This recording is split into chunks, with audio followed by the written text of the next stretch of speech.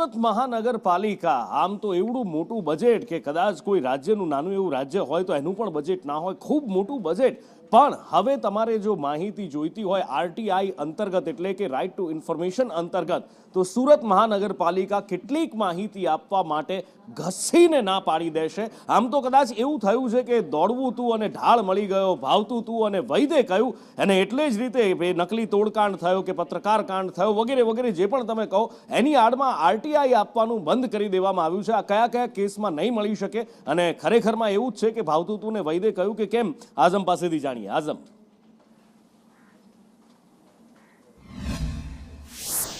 અનુપુર આપણે સતત જોતા આવ્યા છીએ કે સુરત શહેરના અંદરથી પ્રથમવાર એક ફરિયાદ નોંધાઈ હતી, જેના અંદર કથિત પત્રકાર અને આરટીઆઈના હેટર જે લોકો તોડ કરતા હતા તેમના સામે કાર્યવાહી શરૂ થઈ હતી, જેના અંદર સુરત મહાનગરપાલિકાના સેન્ટ્રલ ઝોન ખાતેથી એકને પકડી પાડવામાં આવ્યો હતો અને ત્યારબાદ એનો વરઘોડો કાઢવામાં આવ્યો હતો અને પોલીસ સ્ટેશન લઈ જવામાં આવ્યો હતો.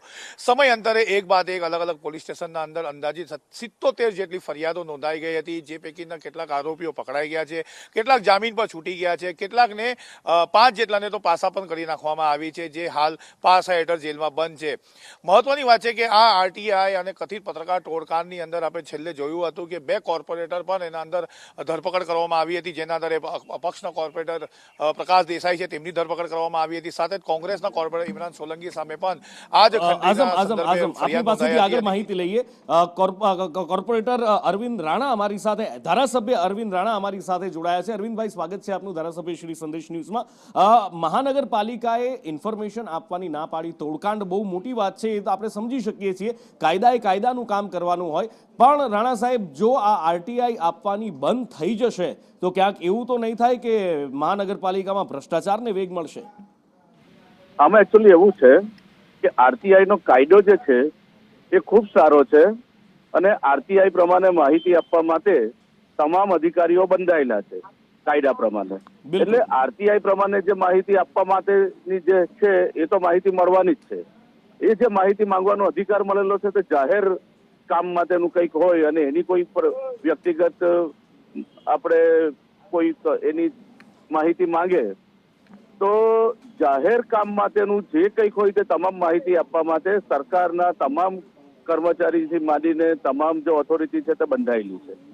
પરંતુ પ્રાઇવેટ માલિકી એટલે કે વ્યક્તિગત માલિકીની જે મિલકત હોય અને એના બાંધકામની કોઈ માહિતી માંગે, એના રિપેરિંગ કામની કોઈ માહિતી માંગે, એના કોઈ નકશા માંગે, તો એ આરટીઆઈ નો એક્ટ જે છે 2005 એમાં સ્પષ્ટ જોગવાઈ છે કે સુરક્ષાના કારણોસર વ્યક્તિગત માહિતી કોઈકને આપી નહીં શકાય. અને એનો અમલ હવે સુરત મહાનગરપાલિકા કરવા માંગે છે અને એને એ રીતે પરિપત્રિત કરેલું છે. એટલે સુરત મહાનગરપાલિકામાં વ્યક્તિગત માહિતી જે છે એ માહિતી નહીં આપે સુરક્ષાના કારણોસર એ રીતની, અને એ આરટીઆઈ એક્ટમાં પણ જોગવાઈ છે જ ઓલરેડી. ઓકે, પણ રાણા સાહેબ એક વાત એ સમજાઈ ગઈ કે ખાનગી મિલકત હશે તો નહીં અપાય, પણ એટલે અધિકાર છે માહિતી મેળવવાનો, એ જાહેર કામ માટેની તમામ પ્રકારની માહિતી એને મળવા પાત્ર છે અને એને મળશે. હા રાણા સાહેબ, એ વાત સમજાઈ ગઈ કે પ્રાઇવેટ માલિકીની કોઈ મિલકત હોય તો એની માહિતી નહીં મળે, પણ આનાથી પણ તો ક્યાંક નુકસાન છે, કારણ કે આ એ જ સુરત છે કે જ્યાં તક્ષશિલા કાંડ થયો હતો. આવું કોઈ કાંડ ન કરે નારાયણ થાય, આપણે ક્યારેય નથી ઈચ્છતા થાય, પણ તંત્રની બેદરકારીથી થતું રહે છે. અને જો ન કરે નારાયણને આવું કંઈક થયું તો એમાંથી માહિતી મળશે કે કેમ?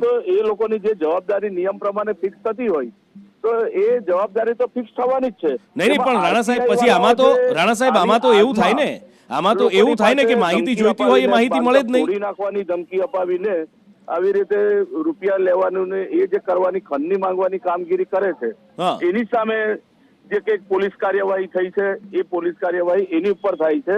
અને વ્યક્તિગત માહિતી નહીં આપવી જોઈએ એવું આરટીઆઈ એક્ટ 2005 પણ લખાયેલું છે. બિલકુલ, પણ ક્યારેક આવી કોઈ ઘટના હોય એટલે રાણા સાહેબ મારો પૂછવાનું કારણ એ છે કે ન કરે નારાયણને જો આવી દુર્ઘટના થાય તો એ માહિતી સામે આવી શકે કે કેમ, એ સવાલ છે. 100% આવી શકે ને. માહિતી જે છે એ માહિતી માંગવાનો જે અધિકાર છે એ તો તમામ માટે ખુલ્લો જ છે. પરંતુ વ્યક્તિગત મિલકત કોઈ બનાવતું હોય, કોઈ રિપેરિંગ કામ કરતું હોય તો તેમાં તો હજુ આજ દિન સુધીમાં કશું એવું થયું નથી ગંભીર પ્રકારનું કૃત્ય. અચ્છા, એટલે આ જે જાહેર આપણે માહિતી તક્ષશિલા હોય છે થયું એ તો આપવા માટે કોઈ પ્રાઇવેટ માલિકી જ ના હતી ને? પાડતું નથી અને એમાં તો સૌ બંધાયેલા છે. તક્ષશિલા પ્રાઇવેટ માલિકી જ હતી ને સાહેબ? જી હા, એટલે એવું કોઈ પ્રાઇવેટ માલિકીમાં કંઈ થાય તો પછી એ તો કેસ દબાઈ જાય એવું થાય ને એમાં? પણ માહિતી માંગવાનો જેને અધિકાર મળેલો છે હા. એ માહિતી માંગે તેનાથી એ અકસ્માત કેવી રીતે રોકવાનો છે?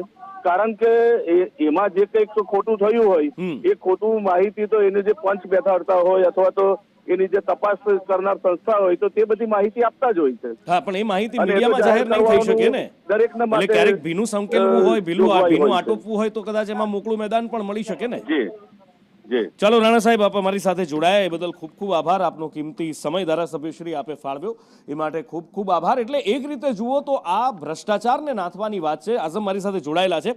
આઝમ, ધારાસભ્ય રાણા જોડાયા હતા, એમણે કહ્યું કે આ પ્રાઇવેટ મિલકતનું નહીં મળે, પણ મેં એમને એ જ સવાલ પૂછ્યો કે એ પ્રાઇવેટ મિલકત જ હતી જે તક્ષશિલા સળગી હતી, તો પછી ક્યાંક એવું તો નહીં થાય ને કે આમાં હવે એ ભીનું આટોપવું હોય? ન કરે નારાયણ ક્યારે આવું થાય, પણ જો કદાચ થયું આ તંત્રની અત્યાર સુધીની હિસ્ટ્રી જોતા, તો પછી એ ભીનું આટોપવામાં, ભીનું સંકેલવામાં એક મોટી આમાં તો એમને ખુલ્લું મેદાન મળી જશે.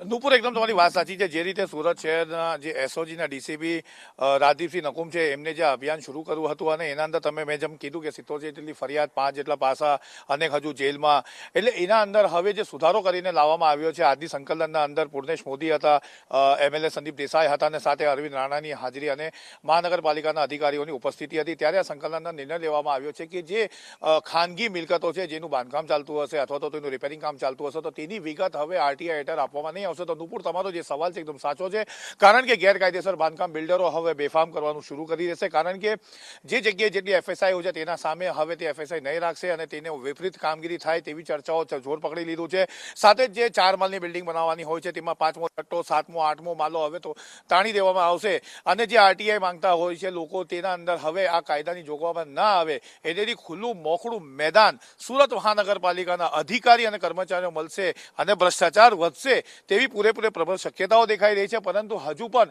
એના અંદર જોવું પડશે કે આના અંદર ટેકનિકલ પોઈન્ટ્સ નુપુર કયા કયા મૂકવામાં આવ્યા છે. હજુ સુધી આ સત્તાવાર રીતે જાહેરાત નથી કરવામાં આવી કે કયા પોઈન્ટ્સ હેઠળ આ આરટીઆઈ નહીં આપવામાં આવશે. જી.